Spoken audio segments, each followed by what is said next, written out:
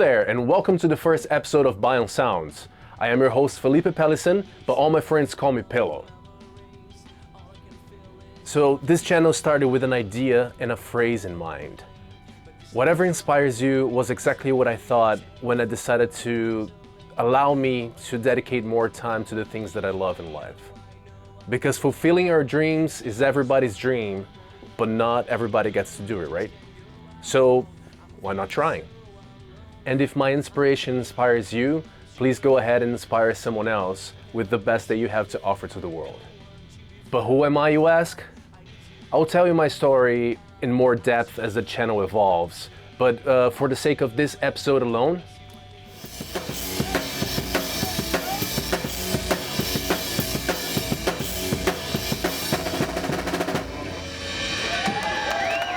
well, I was originally born and raised in Brazil, and I relocated to the US about 8.5 years ago after a band from LA invited my old band MAYO to join them for the 2015 West Coast tour.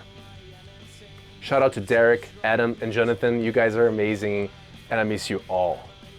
Well, since then, I have settled down in Florida, and after things got a little bit more steady, I started buying, selling, and trading musical instruments in order to supplement my income and as well give me access to some of the gear that I didn't have access back in Brazil because they're limited and very expensive, especially if we're talking about bigger brands like Fender and Gibson.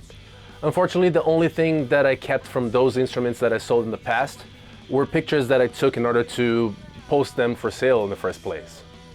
So as I go back to trading and temporarily owning gear, my idea is to record the whole process of getting inspired by every single instrument that passes through the studio and turning each one of them into a song that is going to be added by the end of each episode. I will try to keep the songs as simple as possible without overthinking too much, especially because I want the instrument itself to be the inspiration for the song. So for your reference and for future comparison, I will list and show you everything that I have acquired and kept in the studio in the past few years as a sort of a studio tour.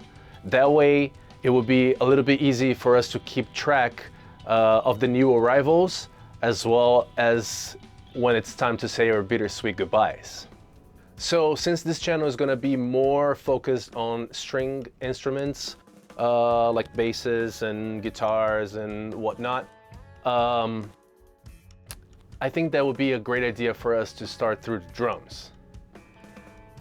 Drums are usually the first instrument to be recorded in a studio setting regardless, so I think it would be very nice for us to just start over there. Over there.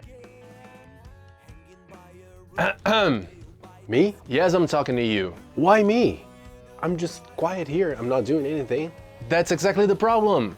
You're just there biting your nails, you know, like it's my worst pet peeve, and you just keep doing that. Stop doing that. Oh, because I'm a drummer, I have You know that the boss is gonna be mad at us to everything in here. Is that how it works? Hey, here. Dear Lord, oh, You get to help you at least give me the freaking paperwork.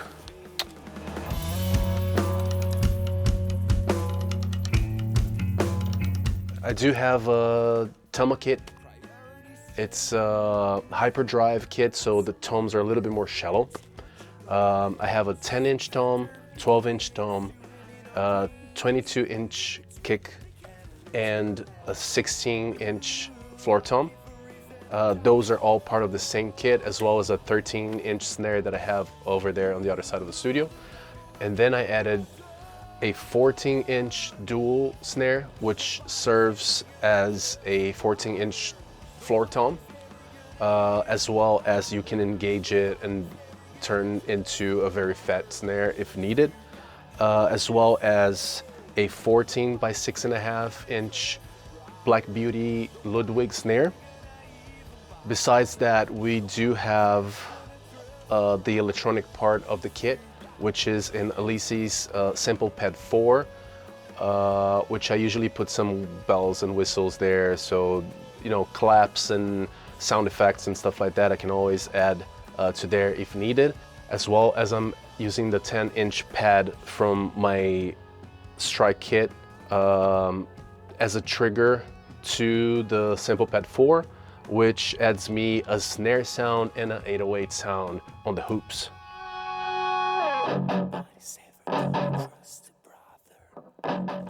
So cymbals. I do have two full kits from Zildjian. One is an A kit and the other one is a K kit. Sometimes I go back and forth between both of them, or just mix and matching to find the sound that I'm looking for.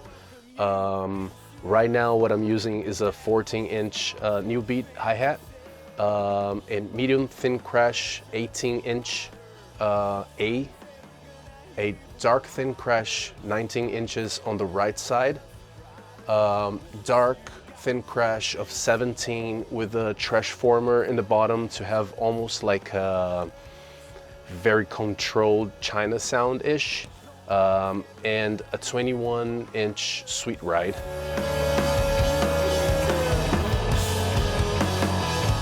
And then for microphones here in the drum set, I do have a Shure 1970s 545 Unidyne on the top of the snare. Then I have two Shure SM57s. One is pointed to the snare, almost to the center of the kit here, picking a little bit more of the ambient sound of the snare, and as well as some other pieces, as well as I have one on the bottom of the snare. Then I have two Sennheiser 906s. One is on a 12-inch tom, and the other one is on like in between the 10-inch tom and the hi-hat, picking up a little bit of both sounds. I do have an Audix D6 on the bass drum, as well as a AKG D5 on the dual snare, and an MD 421 on the 16-inch floor tom, as well as my matching pair of PreSonus PM2s. And since those guys don't want to work, we do have a blue Spark SL right on the desk. If I need to record anything a little bit faster or an idea or something like that, that mic is always there, ready to go on one of those boom arms that I can just position however I want. We do have the main microphone in the studio is a Blue Reactor, which I use it a lot as a figure 8 microphone. Another microphone in the studio as well is a Shure Super 55. And then we have a Shure SM7B right on the guitar area right there. There you go. So now that I finished my part, here, you do the rest. Thank you so very much for your participation in this episode. When you need a drummer to actually play drums, please call me. I don't think he's gonna come back. Okay, so now should we go to guitars and bass? Oh, you don't want to talk? Really? You're here for a recording and you don't want to talk? Me? You already did your part, sir. Thank you very much. Okay, can you at least like hold the guitars and basses and whatever as I call them, and then you show them at least? Can you at least do that? Okay, let's do it then. Let me start with the list.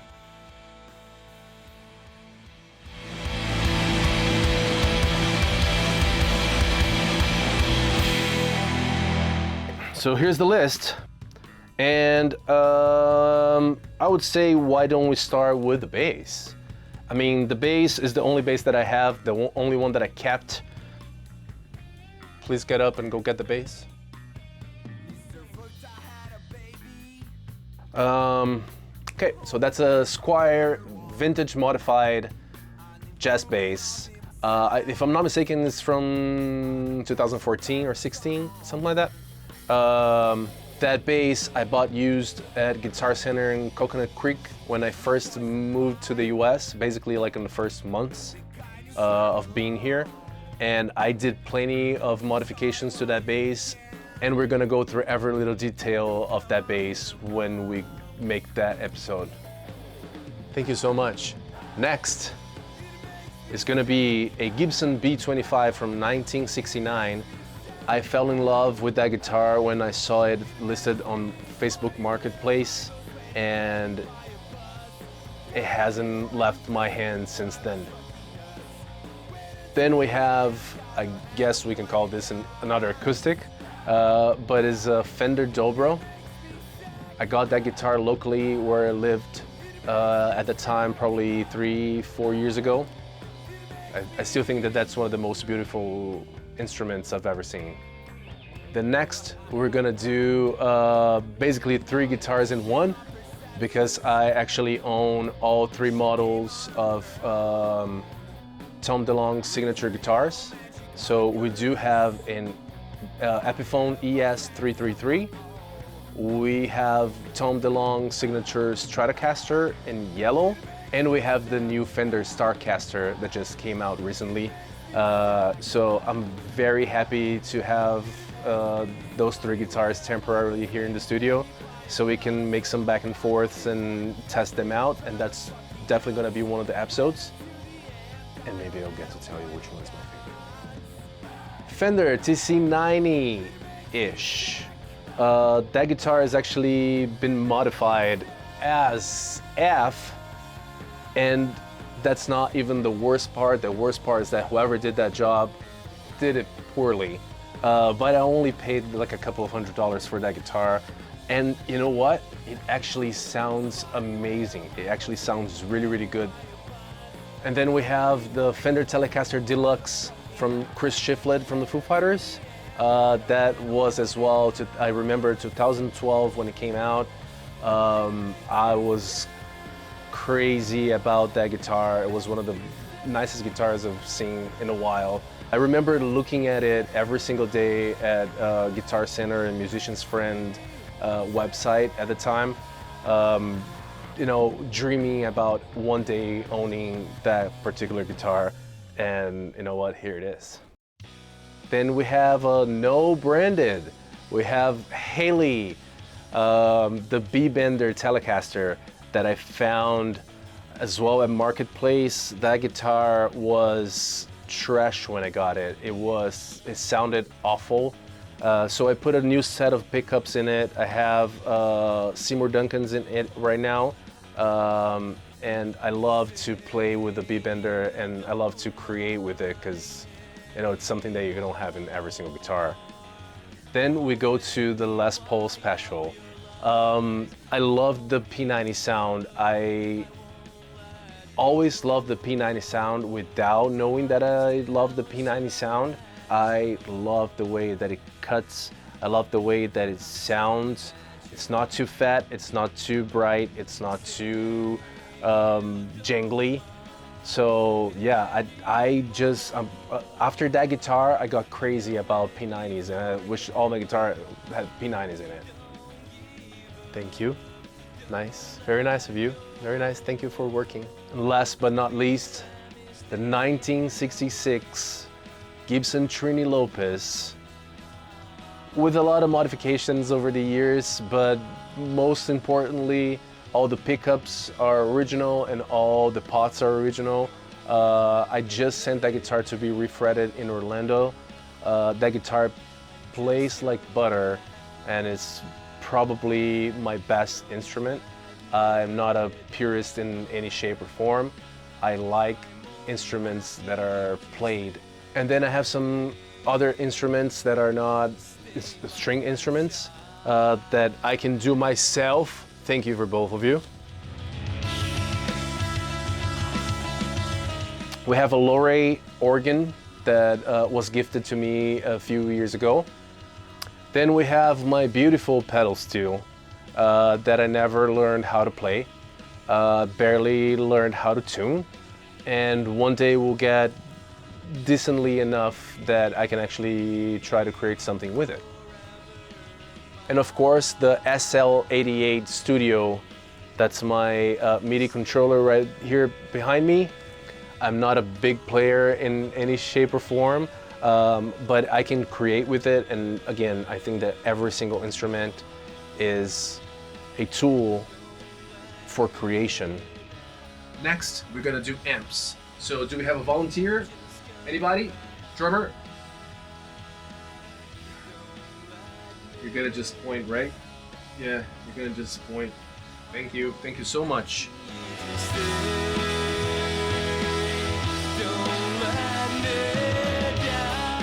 Okay, so let's bring the pointer and start with a 1966 Vox SX bass. I love this amp, especially with the Variax kind of thing, one knob amp.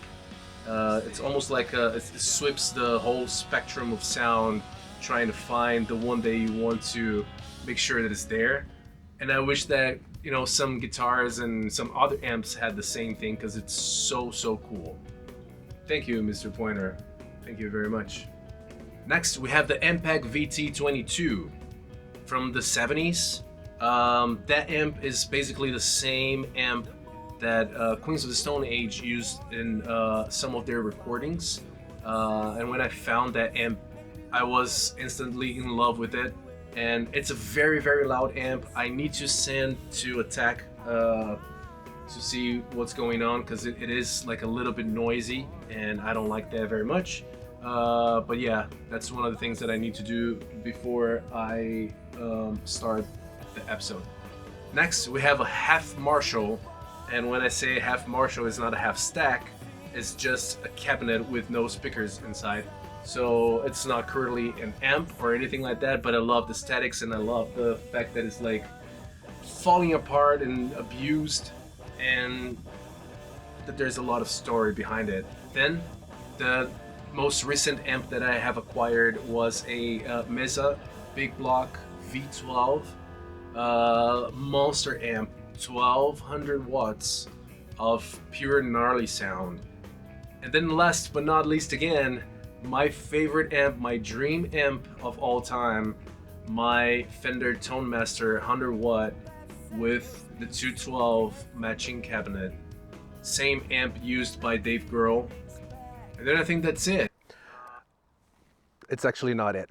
Hey guys, Pello the editor here. What those three stooges forgot to mention is that please like the video and subscribe to the channel. If you guys have any idea whatsoever, please just comment down below. Maybe something that you guys want to see more or less or whatever it is. And back to the video, right? Thank you so very much for coming. Thank you for watching the first episode of Bion Sounds. I'm 100% sure that we have a lot to learn here. This is gonna be a huge learning curve to me, but I love doing this. We love doing this. We all love doing this, right? Yeah. So once again, thank you and welcome to Bion Sounds studio / channel / garage / everything else that this place is here for. And I'll see you guys in the next episode. And remember to do whatever inspires you in this life. Ciao. For promise.